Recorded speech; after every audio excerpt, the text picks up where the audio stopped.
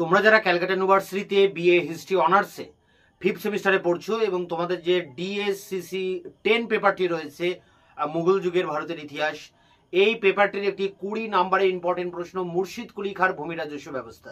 এ সম্পর্কে সংক্ষিপ্ত আলোচনার পর এর 20 নম্বরের অ্যান্সার তোমাদের সামনে তুলে ধরবো এই ভিডিওর ভিতর দিয়ে।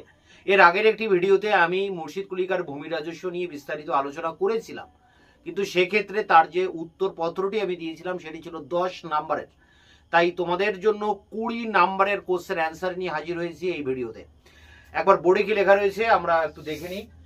CU history honours 5th sem DSCC 10, প্রশ্ন হচ্ছে মুর্শিদ কুলি খাঁর ভূমি রাজস্ব ব্যবস্থা, মানে ব্যবস্থার বৈশিষ্ট্য। 20 নম্বর। তো দেখো, মুর্শিদ কুলি খাঁ খুব বিখ্যাত একটা নাম বাংলাদেশে। তার নাম অনুসারেই মুর্শিদাবাদ নামকরণ হয়। তার জন্ম হয়েছিল হিন্দু ব্রাহ্মণ পরিবারে, যদিও সে কৃতদাস হিসেবে বিক্রি হয়ে যান এবং মুসলিম নাম ধারণ করেন, এবং তার নাম অনুসারেই মুর্শিদাবাদের নাম হয় মুর্শিদাবাদ বা মুকসুদাবাদ। ঔরঙ্গজেবের হাতে এসে পড়েন এই মুর্শিদ কুলি খাঁ, এবং ঔরঙ্গজেব এই মুর্শিদ কুলি খাঁর কাজকর্মে খুশি হয়ে তাকে বাংলাদেশের দেওয়ান হিসেবে নিযুক্ত করেন 1700 সালে। অর্থাৎ বাংলাদেশ থেকে রাজস্ব আদায় করার জন্য মুর্শিদ কুলি খাঁকে বাংলাদেশে পাঠান ঔরঙ্গজেব। এরপর ঔরঙ্গজেব 1707 সালে মারা গেলে ঔরঙ্গজেবের পুত্রের সাথে এখানে মুর্শিদ কুলি খাঁর বিরোধ বাধে এবং মুর্শিদ কুলি খাঁকে দক্ষিণ ভারতে তাকে ট্রান্সফার করা হয়। বাংলাদেশ থেকে তাকে সেখানে স্থানান্তরিত করা হয়। যদিও ফারুক শিয়ারের রাজত্বকালে 1717 সালে পুনরায় এই মুর্শিদ কুলি খাঁকে আবার বাংলাদেশের দেওয়ান নিযুক্ত করা হয় এবং 1720 সালে মুর্শিদ কুলি খাঁ নায়েব পদটিও কিন্তু লাভ করেন। এখন বিষয় হচ্ছে দেওয়ান আর নায়েব দুটো বিষয়টা কি। দেওয়ানের কাজ ছিল বাংলাদেশ থেকে রাজস্ব আদায় করা, আর নায়েবের কাজ ছিল বাংলাদেশকে শাসন করা। একটা ছিল শাসনতান্ত্রিক আর একটা ছিল অর্থনৈতিক ক্ষমতার অধিকারী। এই দুটি পদই কিন্তু লাভ করেছিলেন মুর্শিদ কুলি খাঁ। 1820 সালের পরে গিয়ে আমরা দেখব যে 1720 সালের পরে গিয়ে আমরা দেখব যে মুর্শিদ কুলি খাঁ বাংলাদেশে একটা স্বাধীন নবাবী বা একটা স্বাধীন সুলতানির প্রতিষ্ঠা করছেন মুঘল সাম্রাজ্যের এই পতনের যুগে। তা মুর্শিদ কুলি খাঁ সম্পর্কে, মুর্শিদ কুলি অনেক একজন প্রজা হিতৈষী জনকল্যাণকামী শাসক ছিলেন। তার সম্পর্কে ঐতিহাসিকরা অনেক উচ্চবাচ্য প্রশংসা করেছেন। যেমন JN সরকার, আচার্য যদুনাথ সরকার তাকে বলেছেন দ্য গ্লোরিয়াস সিভিল সার্ভেন্ট, এইভাবে তাকে কিন্তু প্রশংসা করা হয়েছে। তা মুর্শিদ কুলি খাঁ সম্পর্কে জানতে গেলে আমাদের সেই সময়কার অর্থাৎ মুর্শিদ কুলি খাঁর আমলের যে সমস্ত ঐতিহাসিকরা ছিলেন তাদের লেখা কিছু গ্রন্থ আমাদের এই সময় অনেকটা সাহায্য করে তার সম্পর্কে জানার জন্য। যেমন এখানে দুজনের নাম বলা যায়, সলিম উল্লাহের তারিখি বাংলা এবং গোলাম হোসেনের সেলিমের রিয়াজ উস সালাতিন। এছাড়া ব্রিটিশ পিরিয়ডে এসে জেমস গ্রান্ট একটি বই লেখেন analysis of the finance of Bengal. এছাড়া আমরা ঢাকা বিশ্ববিদ্যালয়ের গবেষক আব্দুল করিমের গবেষণা, যদুনাথ সরকারের গবেষণা, নরেন্দ্র কৃষ্ণ সিংহের গবেষণা থেকেও আমরা জানতে পারি মুর্শিদ কুলি খাঁ সম্পর্কে। তো দেখো, মুর্শিদ কুলি খাঁর এই ভূমি রাজস্ব ব্যবস্থা সম্পর্কে জানতে গেলে আমরা কয়েকটা পয়েন্টের ভিতর দিয়ে ধাপে ধাপে বিষয়টাকে বোঝার চেষ্টা করব। তা মুর্শিদ কুলি খাঁকে বাংলাদেশে পাঠানো হয় রাজস্ব আদায় করার জন্য। প্রধান দেওয়ান হিসেবে তাকে কিন্তু পাঠানো হয় এবং তিনি এখানে এসে দেখেন অনেকগুলো সমস্যার সম্মুখীন হন এই মুর্শিদ কুলি খাঁ, অনেকগুলো সমস্যা। যেমন প্রথম যে সমস্যাটা হয় সেটি হচ্ছে যে বাংলাদেশ থেকে ঠিক মতো রাজস্ব আদায় হতো না। যে সমস্ত জমিদাররা বাংলাদেশে ছিলেন তারা সব স্বাধীন নবাবের মতো তারা রাজত্ব করতেন, তারা মুঘল সরকারকে কিন্তু কোনো রকম রাজস্ব দিতেন না। এছাড়া তাদের জমি সঠিকভাবে মাপযোগ্য ছিল না, তাই কতটা পরিমাণ রাজস্ব তারা দেবে বা দিচ্ছে না এটা কিন্তু সঠিক কোনো হিসাব সেই সময়ে ছিল না। এছাড়া মুসলিম যে সমস্ত জমিদাররা ছিল তারাও কিন্তু খুব নবাবের মতো চলতেন এবং তারা বলতেন যে দিল্লির মুঘল সম্রাটদের সঙ্গে তাদের সম্পর্ক রয়েছে, ঘনিষ্ঠ যোগাযোগ রয়েছে। এজন্য তারা তাদের যে ক্ষমতার বা আভিজাত্যের ক্ষমতাকে কাজে লাগিয়ে তারা কিন্তু কর ফাঁকি দিতেন। তো এইভাবে দেখা যায় যে বাংলাদেশ থেকে সেইভাবে কোনো রাজস্ব আদায় হতোই না। তা এই সমস্যাগুলোর সমাধান করার দরকার হয়ে পড়ে। মুর্শিদ কুলি খাঁ এগুলো একে একে এই সমস্ত সমস্যাগুলো সমাধান করতে থাকেন। আমরা কয়েকটা বিষয়ের মধ্যে দিয়ে দেখব যে পয়েন্টের ভিতর দিয়ে যে মূল আলোচনাটা কেমন হবে। দেখো এখানে প্রথমে সমস্যাটা নিয়ে আমরা আলোচনা করলাম যে তিনি আসার পরে, বাংলাদেশে আসার পরে লক্ষ্য করেন যে সরকারি যে জমি, যাকে আমরা খালিসা জমি বলি, যে জায়গা থেকে সরকারের ভালো রাজস্ব আদায় হয়, সেই খালিসা জমি বলে কিছুই নেই। সমস্ত খালিসা জমিগুলো জায়গিরদারদেরকে দিয়ে দেওয়া হয়েছে। খালিসা জমি জায়গিরদারদের দেওয়ার কথা নয়, কিন্তু তবুও সেই জমি খালিসা জমি সরকারকে দিয়ে দেওয়া হয়েছে। এই জন্য খালিসা জমি থেকে রাজস্ব আদায় কিন্তু হচ্ছে না। এছাড়া জমিদারদের হাতে যে সমস্ত জমিগুলো ছিল সেগুলো ঠিকঠাক মাপযোগ করা হয়নি, অর্থাৎ জমি সঠিকভাবে জরিপ করা হয়নি। মুসলিম জমিদাররা তো নবাবের মতো চলতেন, তারা কোনো খাজনা বা কর কেন্দ্রীয় কোষাগারে জমা দিতেন না। তো এই সমস্ত সমস্যাগুলো ছিল। মুর্শিদ কুলি এগুলো একে একে সমাধান করার চেষ্টা করেন। দেখো খালিসা ব্যবস্থা, খালিসা ব্যবস্থা বলতে এই যে খাস জমি যেগুলো জায়গিরদারদের অধিকারে চলে গেছে, তিনি এই জায়গিরদারদের কাছ থেকে এই খালিসা জমিগুলো কেড়ে নেন এবং তাদেরকে, যেহেতু জায়গিরদারকে জমি দিতেই হবে, তার বেতনের সূচক ছিল এই জায়গিরদার, মানে জায়গির। তাই এই সমস্ত জায়গিরদারদের, মানে বাংলাদেশে যে সমস্ত জায়গিরদারদের কাছ থেকে খালিসা জমি মুর্শিদ কুলি নিয়ে নেন, তাদেরকে জমি দেন উড়িষ্যার বালুকাময় জমিতে। অর্থাৎ তাদেরকে জমি এই জায়গার বাংলাদেশের জমিটা তাদের কাছ থেকে নিয়ে তাদেরকে উড়িষ্যার রুক্ষ জমি এই সমস্ত জায়গিরদারদেরকে দেওয়া হয়। এছাড়া যে সমস্ত অকর্মণ্য অলস পুরনো জমিদার ছিলেন, যারা ঠিকমতো রাজস্ব দিতেন না, তাদেরকে তিনি বাজেয়াপ্ত করেন, তাদের জমিদারি বাজেয়াপ্ত করেন এবং তাদের জমিদারি থেকে তাদেরকে হটিয়ে দেন। কিন্তু একটা জমিদার পরিবার, তার ভরণ পোষণের ব্যবস্থা করা দরকার। জমিদারি থেকে হটিয়ে দিলে সেই জমিদার পরিবারটি নিশ্চিহ্ন হয়ে যেতে পারে। এই কারণে মুর্শিদ কুলি খাঁ এই সমস্ত বাতিল জমিদারদের বা পদচ্যুত জমিদারদের ভরণ পোষণের জন্য, অর্থাৎ তাদেরকে ভাতা বা স্টাইপেন্ড দেওয়ার জন্য একটা নতুন কর চালু করেন, যার নাম হচ্ছে নান কর। এই নান করের মধ্য দিয়ে পুরনো যে জমিদার, সে একটা ভর্তুকি বা সে একটা মাসোহারা সে কিন্তু পেতে থাকে। এইভাবে পুরনো জমিদাররা জমিদারিচ্যুত হলেও তারা কিন্তু টিকে ছিল, তারা একেবারে ধ্বংসপ্রাপ্ত হয়নি। এইভাবে আমরা দেখব যে জমি জরিপ করে একটা রাজস্ব নির্ধারণ করা হয় বাংলাদেশে এবং সেই জায়গা থেকে একটা রাজস্ব আদায় হয়। সেই রাজস্ব আদায়ের পরিমাণ ছিল ১,৯,৬০,৭০৯ টাকা।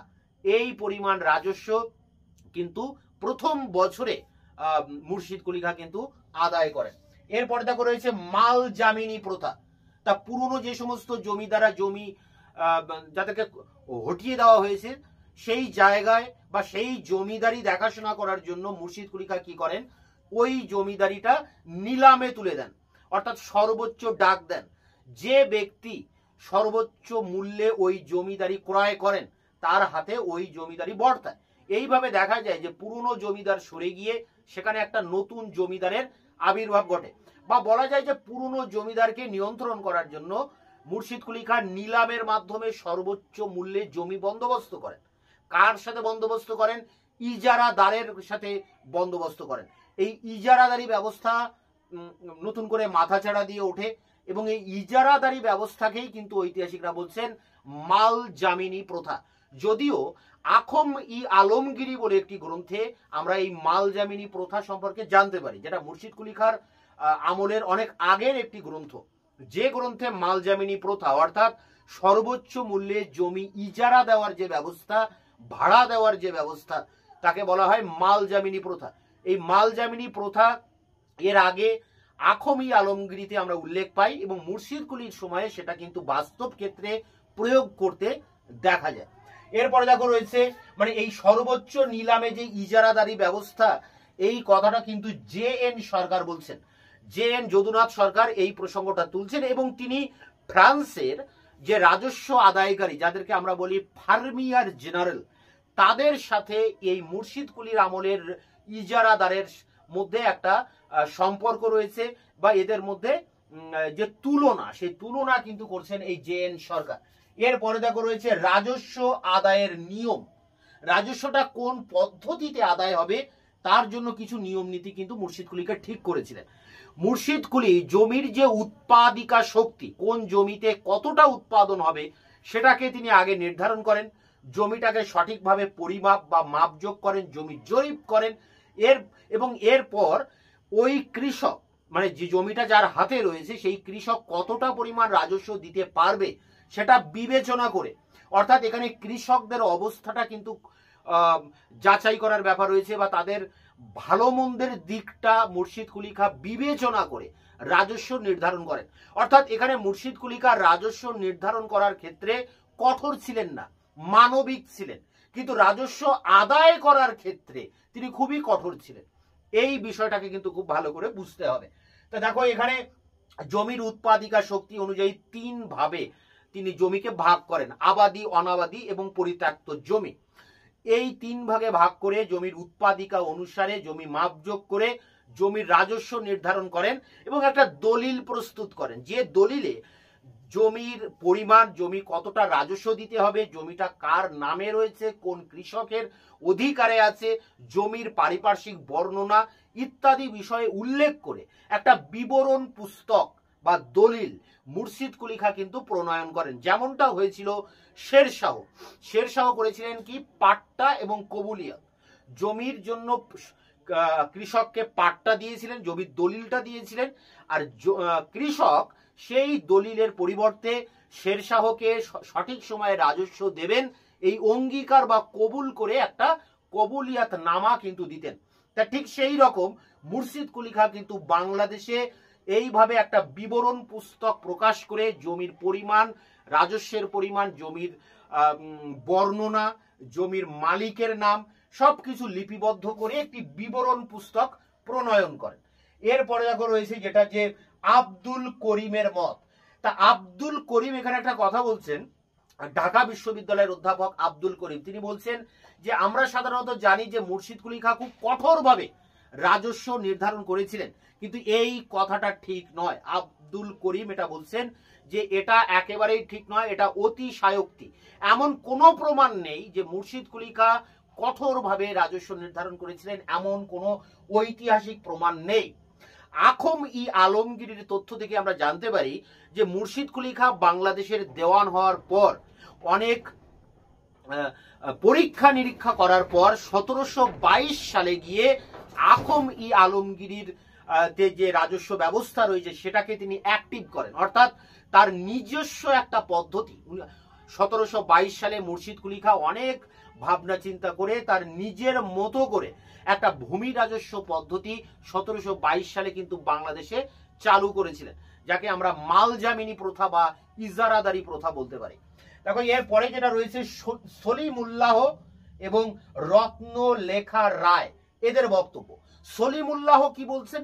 সলিমুল্লাহ বলছেন যে ভূমি রাজস্ব আদায় যারা করতেন সেই আমিল, কানুনগো বা আমিন, এদের সাহায্যে মুর্শিদ কুলি খাঁ রাজস্ব আদায় করেছিলেন বেশ কঠোরভাবে। কিন্তু রত্নলেখা রায় বলছেন যে এক্ষেত্রে আমরা সলিমুল্লাহর বিবরণের থেকেও আমরা গোলাম হোসেন সেলিমের যে বিবরণটা রয়েছে রিয়াজ উস সালাতিন, এই গ্রন্থের বর্ণনা বা বিবরণ অনেকাংশে সত্য। কারণ এই গ্রন্থে কি বলা হচ্ছে, অর্থাৎ গোলাম হোসেন সেলিম কি বলছেন, তিনি বলছেন যে কঠোরভাবে নয়, মুর্শিদ কুলি খাঁ যে সমস্ত জমিদাররা সঠিকভাবে রাজস্ব দিতে পারতেন না তাদের জমিগুলো ব্যাপকভাবে পরিমাপ করেন, জরিপ করেন এবং কঠোরভাবে তাদের কাছ থেকে রাজস্ব আদায়ের ব্যবস্থা করেন। কিন্তু যে সমস্ত জমিদাররা বহুদিন থেকে, সেই পুরনো দিন থেকে তারা ঠিক মতো রাজস্ব দেয় সরকারকে এবং সরকারের প্রতি তারা আনুগত্য প্রদর্শন করে, তাদের জমি কিন্তু ব্যাপকভাবে পরিমাপ করা হতো না, এমনটা বলছেন রত্নলেখা রায়। গোলাম হোসেন সেলিমের তথ্যের উপর ভিত্তি করে তিনি এই বক্তব্য রাখছেন। দেখো এরপরে আমরা যেটা দেখব যে রাজস্ব আদায়ের কঠোরতা। তা আগেই বলেছি যে মুর্শিদ কুলি খাঁ রাজস্ব নির্ধারণ করতেন খুব মানবিকভাবে, কৃষক যতটা দিতে পারবে ঠিক সেইভাবে রাজস্ব নির্ধারণ করতেন। কিন্তু একবার রাজস্ব নির্ধারণের পর তিনি খুব কঠোরভাবে সেই রাজস্ব কিন্তু আদায় করতেন। যে সমস্ত জমিদাররা ঠিকমতো রাজস্ব দিতে পারতেন না তাদেরকে যে গোলামখানায় ধরে এনে তাদেরকে বেঁধে রাখা হতো, চাবুক মারা হতো। রাজশাহীর যে জমিদার ছিল আদিত্য নারায়ণ, তিনি একবার ঠিক মতো রাজস্ব দিতে পারেননি, ফলে মুর্শিদ কুলি খাঁ তার বিরুদ্ধে সেনাবাহিনী পাঠান। যদিও উদিত নারায়ণ মানে মুর্শিদ কুলি খাঁর ভয়ে আত্মহত্যা করেছিলেন শেষ পর্যন্ত, এটা আমরা জানি। তা যাই হোক, মুর্শিদ কুলি এই রাজস্ব আদায় করার জন্য, সহজে রাজস্ব আদায় করার জন্য তিনি হাল খাতার ব্যবস্থা করেন, অর্থাৎ পুণ্যাহ পদ্ধতি বা পুণ্যাহ উৎসবের ব্যবস্থা করেন। প্রতি বাংলা বছরের প্রথম দিন অর্থাৎ পয়লা বৈশাখ তারিখে বিগত বছরের যে রাজস্ব জমিদাররা মুর্শিদ কুলি খাঁর রাজ কোষাগারে জমা দিতেন। এটা ছিল পূর্ব নির্ধারিত এই শর্তগুলির মধ্যে একটি। যে সমস্ত জমিদাররা ওই হাল খাতার দিনে, পুণ্যাহের দিনে সূর্যাস্তের পূর্বে রাজস্ব দিতে ব্যর্থ হতেন, তাদের জমিদারি নিলামে বিক্রি করে মুর্শিদ কুলি খাঁ সেই রাজস্ব আদায় করার ব্যবস্থা করেছিলেন। যাই হোক, এখানে আব্দুল করিম কিন্তু বারবার বলছেন একটা কথা, যে মুর্শিদ কুলি খাঁ যে কঠোরভাবে রাজস্ব আদায় করতেন এটা অতিশয়োক্তি রয়েছে, এমন কোনো প্রমাণ নেই। হ্যাঁ, কারণ যারা নিয়মিত রাজস্ব দিতেন তাদের উপরে কিন্তু মুর্শিদ কুলি কোন রকম অত্যাচার করেননি। রাজস্ব আদায়ে হিন্দুদের নিয়োগ। মুর্শিদ কুলি খাঁ রাজস্ব আদায় করার জন্য যে সমস্ত কর্মচারী আমিল, আমিন এবং কানুনগো এই সমস্ত পদে হিন্দুদেরকে নিয়োগ করেছিলেন, তার একটা কারণ রয়েছে। কারণ হিন্দুরা খুব কর্মঠ, মনোযোগী, পরিশ্রমী, পারদর্শী, তাই হিন্দুদেরকে তিনি এই কাজে নিয়োগ করেছিলেন। আর মুসলিম যে সমস্ত কর্মচারী ছিল তাদেরকে তিনি সরিয়ে দিয়েছিলেন। তার একটা কারণ, মুসলিম কর্মচারীরা জনগণের পরে অত্যাচার করে অতিরিক্ত রাজস্ব আদায় করতেন। এছাড়া এই সমস্ত মুসলিম কর্মচারীরা নিজেদেরকে অনেকটা কেউ কেটা ভাবতেন। দিল্লির মুঘল সম্রাটদের সাথে তাদের পারিবারিক সম্পর্ক রয়েছে এমনটা দাবি করে তারা রাজস্ব ফাঁকি দিতেন। এই সমস্ত কারণে মুর্শিদ কুলি খাঁ মুসলিম কর্মচারীর পরিবর্তে হিন্দু কর্মচারী নিয়োগ করেছিলেন। এরপরে দেখো রয়েছে বৃহৎ জমিদারি গঠন। তা মুর্শিদ কুলি সমগ্র বাংলাদেশকে 19টা চাকলায় বিভক্ত করেন। আবার 19টা চাকলাকে 1660টি পরগনায় তিনি বিভক্ত করেছিলেন। রাজস্ব আদায় করার জন্য যে খরচ হয় সেই খরচ কমানোর জন্য মুর্শিদ কুলি বড় বড় জমিদারি তৈরি করেছিলেন, যেমন নদিয়া, বীরভূম, বাঁকুড়া, মুর্শিদাবাদ, এই সমস্ত অঞ্চলে, রাজশাহী, পাবনা, ফরিদপুর, এই সমস্ত অঞ্চলে বড় বড় জমিদারি তিনি তৈরি করেছিলেন। তবে এখানে জেন সরকার একটা কথা বলছেন, মানে যদুনাথ সরকার বলছে বড় বড় জমিদারি থাকলেও অসংখ্য ছোট ছোট জমিদারিও কিন্তু মুর্শিদ কুলির রাজত্বকালীন ছিল। অর্থাৎ একদিকে তিনি যেমন বড় জমিদারি তৈরি করেছিলেন, অন্যদিকে কিন্তু ছোটখাটো জমিদাররাও এই সময় ছিল।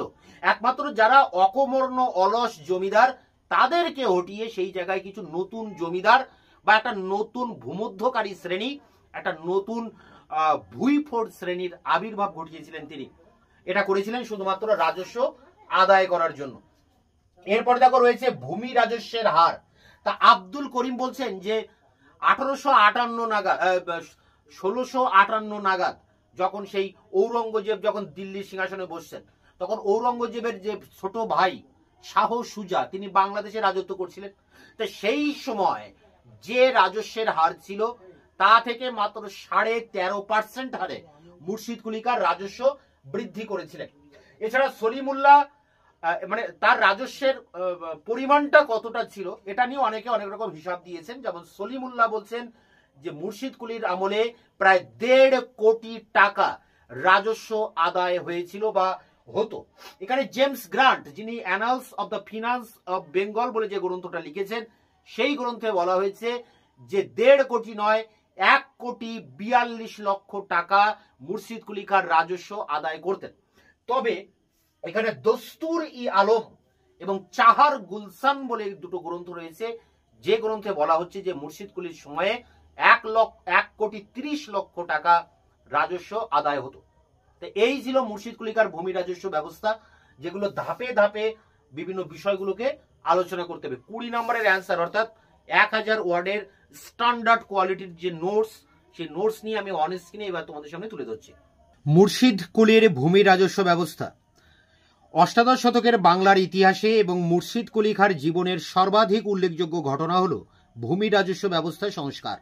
তার রাজস্ব ও শাসন কার্যে কৃতিত্ব বিচারকালে স্যার জে.এন. সরকার তাকে এ গ্লোরিয়াস সিভিল সার্ভেন্ট বলে অভিহিত করেন। সম্রাট আওরঙ্গজেব জীবিতকালে তিনি তার উদ্ভাবনী শক্তি ও রাজস্ব বিষয়ক কৃতিত্বের দরুন তার প্রিয় পাত্রে পরিণত হন এবং তার মৃত্যুর পর মুর্শিদ কুলি বাংলার নবাব হিসেবে তার প্রতিভার পূর্ণ বিকাশের সুযোগ পান। তৎকালীন পরিস্থিতিতে সরকারি আয় জমি থেকে প্রায় হতোই না এবং এই কারণে মুর্শিদ কুলি সরকারি আয় বৃদ্ধির জন্য ভূমি রাজস্ব সংস্কারে মনোনিবেশ করেন।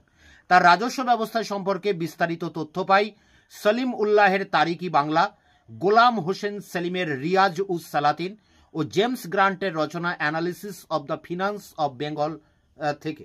এরপরে দেখো রয়েছে এটা ইন্ট্রোডাকশন বাংলার, এখানে একটা পয়েন্ট করে আছে, তোমরা পয়েন্টগুলো লিখতেও পারো আবার পয়েন্টগুলো নাও লিখতে পারো, তোমাদের বোঝার জন্য এখানে পয়েন্টগুলো উল্লেখ করা হয়েছে। বাংলার রাজস্ব ব্যবস্থার সমস্যাগুলি নির্ধারণ, অর্থাৎ তিনি বাংলাদেশে আসার পর যে সমস্যাগুলো দেখতে পেয়েছিলেন রাজস্ব আদায়ের ক্ষেত্রে সেগুলো এই প্যারাতে উল্লেখ করা হবে।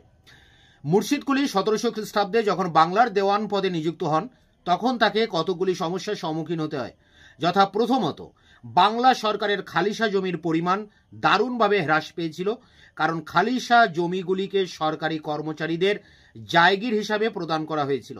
দ্বিতীয়ত মুর্শিদ কুলি দেখেন পুরাতন জমিদাররা স্বাধীন নবাবের ন্যায় আচরণ করত এবং রাজস্ব আদায়ের কাজে অলস ও দুর্নীতি পরায়ণ ছিল। তৃতীয়ত জমি জরিপ না হওয়ায় প্রকৃত রাজস্বের পরিমাণ সরকার জানত না ও এই জন্য জমিদাররা কম জমি দেখিয়ে কম রাজস্ব দিত। চতুর্থত মুসলিম জমিদাররা নিজেদের শাসক শ্রেণীর লোক ভাবত ও রাজস্ব নিয়মিতভাবে আদায় দিতে চাইত না। এই সকল কারণে মুর্শিদ কুলি তীক্ষ্ণ দৃষ্টিতে বাংলার রাজস্ব সংক্রান্ত সমস্যাগুলি আলোচনা করে প্রতিকারের জন্য সচেষ্ট হন। এরপরে দেখো সেই প্রতিকারের ব্যবস্থাটি হচ্ছে প্রথম যেটা, সেটি হচ্ছে খালিসা ব্যবস্থা, অর্থাৎ খালিসা জমি উদ্ধার।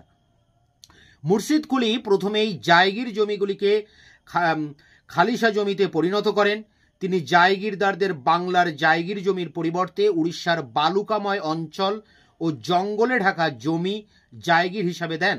এই খালিসা জমি থেকে নিয়মিত রাজস্ব আদায়ের জন্য অলস অকমর্ণ পুরানো জমিদারদের বাতিল করেন ও নতুন ইজারাদার নিযুক্ত করে রাজস্ব আদায়ের ভার দেন, যারা 2-3 পুরুষের মধ্যে জমিদার হয়ে রাজা মহারাজা উপাধি পায়।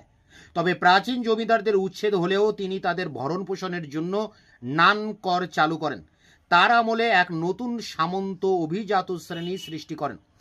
সংগৃহীত জায়গিরের ভূমি রাজস্বের পরিমাণ হল 10,21,415 টাকা। তিনি বাংলার জমি জরিপ করে নতুন হস্তবুদ গড়ে তোলেন। বাংলার জমি ভাগ করে আবাদি, অনাবাদি ও বন্ধা এই 3 ভাগে। এই নতুন ভূমি বন্দোবস্তে তিনি বাংলার ভূমি রাজস্ব বাড়ান 11,72,279 টাকা। জায়গির জমির কিছু জমি অধিগ্রহণ করে মোট রাজস্ব হয় 9%। মোট রাজস্বের মধ্যে খালিসা জমির রাজস্বের পরিমাণ দাঁড়ায় 1,60,60,709 টাকা।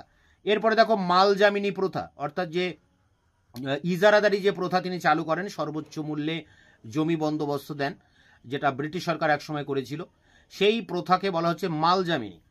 তো দেখো জায়গিরদারদের কাছ থেকে কেড়ে নেওয়া জমি থেকে রাজস্ব আদায়ের জন্য সেখানে নিলামের ভিত্তিতে ইজারাদারদের সাথে একটা চুক্তিপত্রের বিনিময়ে নিয়োগ করা হয়।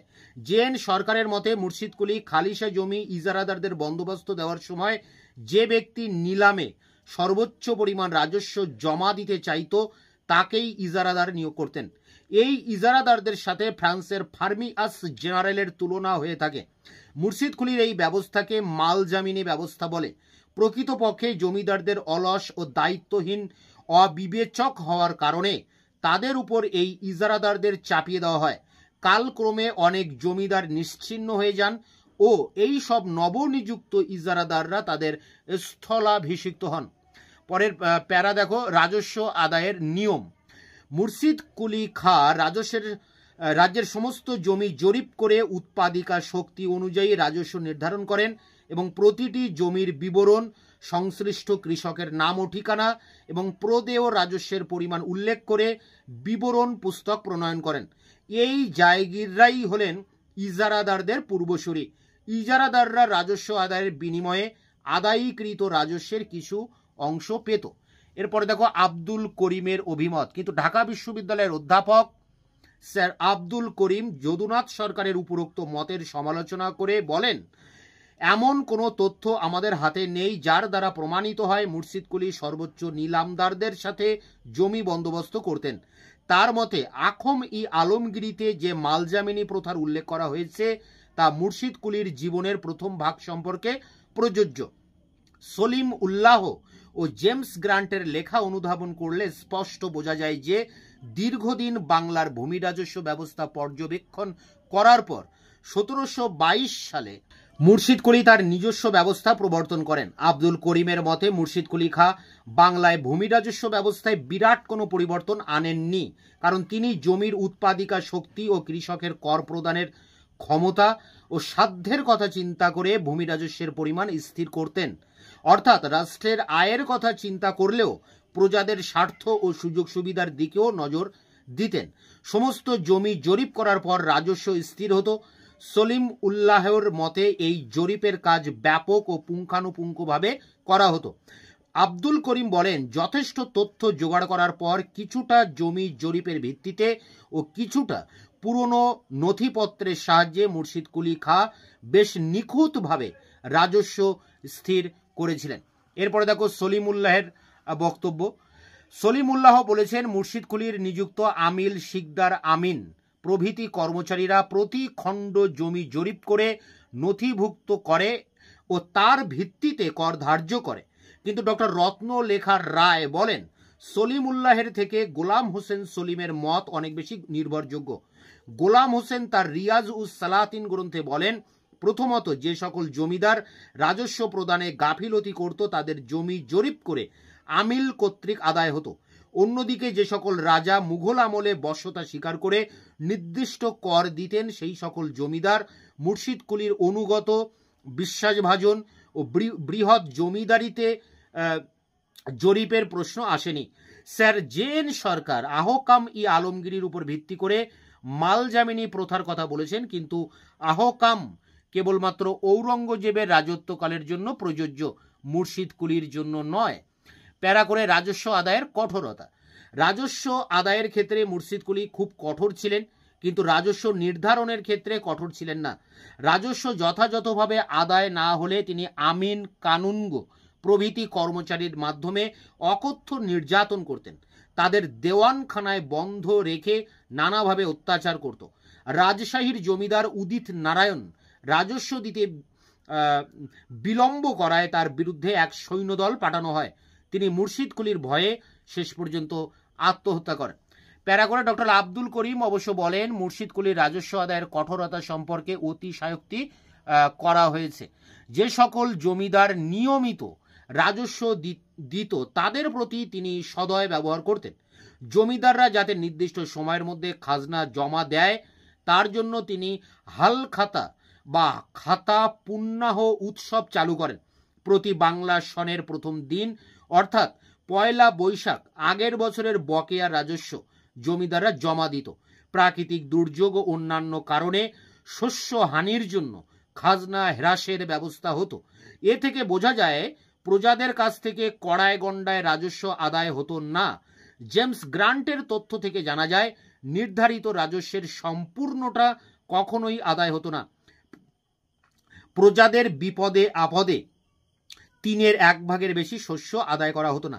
প্রজাদের বিপদে আপদে সরকারি ঋণ দেওয়া হতো। সুতরাং মুর্শিদ কুলি খাঁকে প্রজা পীড়ক বলা যায় না। রাজস্ব আদায়ে হিন্দুদের নিয়োগ। মুর্শিদ কুলি ভূমি রাজস্ব বিভাগের অধিকাংশ পদে হিন্দুদের নিয়োগ করতেন। কারণ মুসলমান আদায়কারীরা সরকারি কোষাগারে রাজস্ব জমা দিতেন না।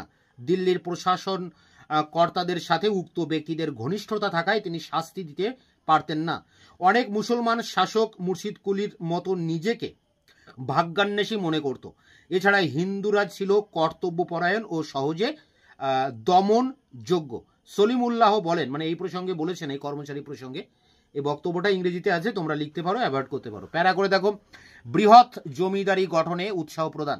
মুর্শিদ কুলি শাসনতান্ত্রিক সুবিধার জন্য দেশকে 19টি চাকলায় বিভক্ত করেন। তিনি চাকলা মেদিনীপুরকে উড়িষ্যা থেকে বিচ্ছিন্ন করে বাংলার সাথে যুক্ত করেন। প্রতি চাকলায় রাজস্ব আদায়ের দায়িত্ব একজন আমিলের হাতে দেওয়া হয়।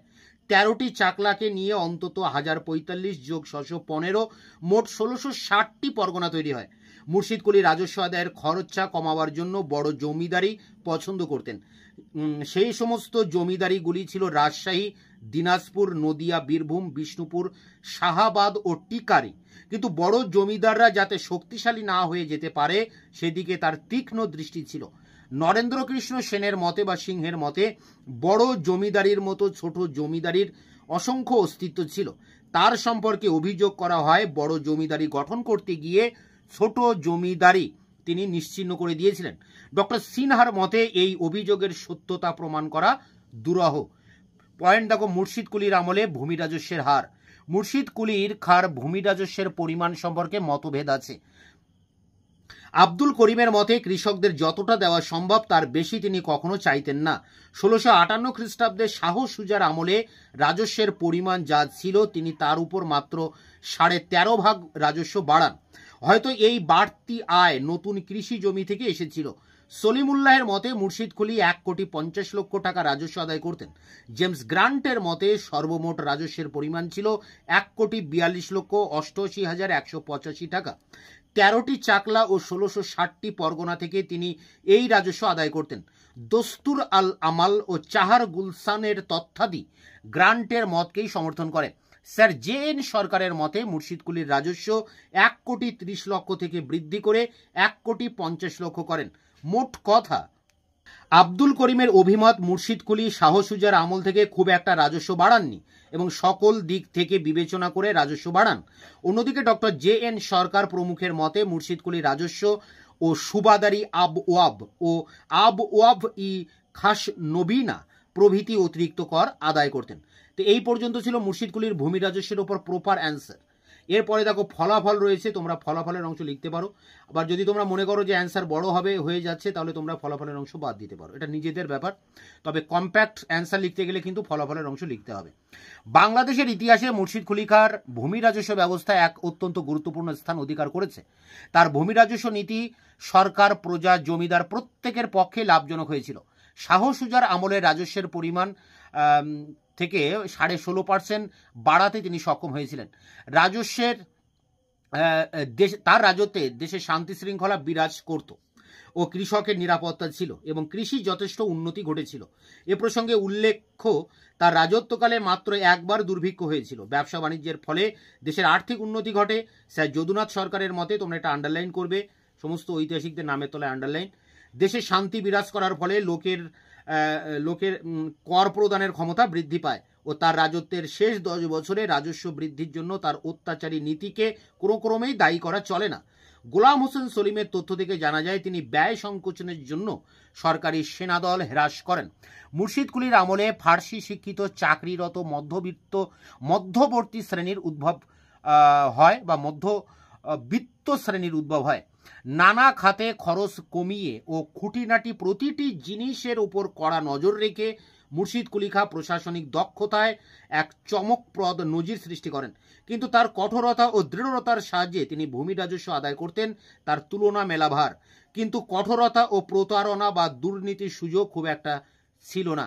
প্যারা করে মুর্শিদ কুলি খাঁর বিপক্ষে অনেক সময় অভিযোগ করা হয়, অর্থাৎ এই প্যারাতে মুর্শিদ কুলির সমালোচনা করা হচ্ছে।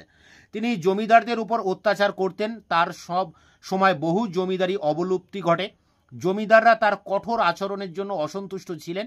স্যার জে.এন. সরকার বলেন, চাষি রায়ত করভারে পীড়িত ও জমিদার দ্বারা অত্যাচারিত হতো। কর দিতে না পারলে গারদে আটকে রাখা, বেত্রাঘাত, বেগার খাটা প্রভৃতি উৎপাত তাদের উপর চলত। কিন্তু আব্দুল করিমের এই মতের বিপক্ষে বলেন, অধিকাংশ জমিদারিতে তিনি জমিদার বহাল রাখেন ও উৎখাত জমিদারদের তিনি নান কর দিতেন। তিনি জমিদারি প্রথাকে দুর্বল না করে মজবুত করেন। তার আমলে বৃহৎ জমিদারের পাশাপাশি ক্ষুদ্র জমিদারও ছিল। এছাড়া মুর্শিদ কুলি জমিদারদের কেবল রাজস্বের জন্যই অত্যাচার করেন। জেন সরকার কৃষকের দুরবস্থা বর্ণনাকালে বলেছেন যে সরকারের প্রাপ্য রাজস্ব প্রদানের জন্য বাধ্য হয়ে মহাজনের কাছে কৃষকরা নিচু দামে ফসল বিক্রি করে মুদ্রা জোগাড় করত। স্যার জেন সরকার বলেন, যখন মুর্শিদ কুলি তার ভূগর্ভস্থ ঋণ ভাণ্ডারে ধনরত্ন জমা করেন, মুর্শিদাবাদের অভিজাত কুল বিলাস ব্যসনের সমুদ্রে ভাসতে থাকেন, তখন গ্রাম বাংলার কৃষকরা কুড়ে ঘরে মনুষ্যাকৃতি পশুর ন্যায় জীবন যাপন করতে বাধ্য হয়, যার প্রতিফলন দেখা যায় পরবর্তী 3 দশকের মধ্যে ভরতচন্দ্রের অন্নদামঙ্গল কাব্যে। এরপর দেখো রয়েছে উপসংহার, অর্থাৎ শেষে চলে এসছে। মুর্শিদ কুলি খাঁর ভূমি রাজস্ব ব্যবস্থা সম্পর্কে বিস্তারিত আলাপ আলোচনা হয়েছে। আধুনিক ঐতিহাসিকদের মতে মুর্শিদ কুলি ছোট বড় উভয় জমিদারদের স্বপদে বহাল রেখেছিলেন। দুর্নীতিপরায়ণ, অলস ও বিদ্রোহী জমিদারদের প্রতি তিনি কেবলমাত্র জোরালো পদক্ষেপ নেন। মুর্শিদ কুলি জমিদারি সম্পত্তি সবচাইতে নিরাপদ বিনিয়োগ মনে করতেন ও সেই কারণে পৌত্র সরফরাজের জন্য একটি জমিদারি কিনেছিলেন। তাই বলা যায় তিনি জমিদারি ব্যবস্থাকে নির্মূল বা নিশ্চিহ্ন করতে চাননি। ভূমি রাজস্ব আদায়ে তিনি কঠোর ছিলেন, কিন্তু রাজস্ব নির্ধারণে কঠোর হননি। মুর্শিদ কুলি সুবাদারি আবওয়াবের পরিমাণ ঠিক করেন মাত্র 2,58,857 টাকা, কিন্তু জমিদারদের উপর প্রযুক্ত এই করভার তারা প্রজাদের উপর নিজেরাই চাপিয়ে দেন। প্রশাসন খাতে সেনাদল হ্রাস করে বৃহৎ জমিদারি গঠন করে তিনি ব্যয় সংকোচ ঘটান।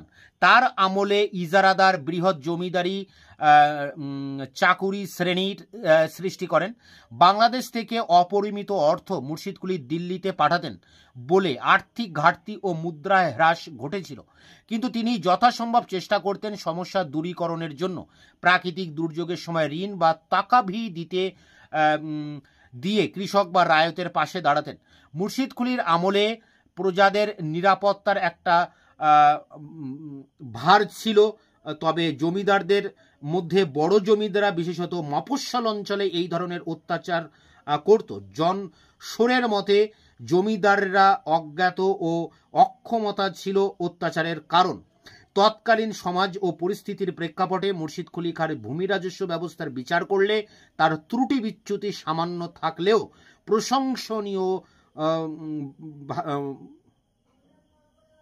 প্রশংসা না করে থাকা যায় না। এই ছিল মুর্শিদ কুলির ভূমি রাজস্ব ব্যবস্থার বৈশিষ্ট্যের উপর 20 নম্বরের কোশ্চেন অ্যান্সার। এটি সংগ্রহ করে পরীক্ষার প্রস্তুতি নাও। দেখা হচ্ছে অন্য ভিডিওতে, ততক্ষণে চ্যানেলকে সাবস্ক্রাইব করে রাখবে, বন্ধুদের কাছে শেয়ার করবে। ভিডিওটি ভালো লাগলে অবশ্যই একটা লাইক দেবে।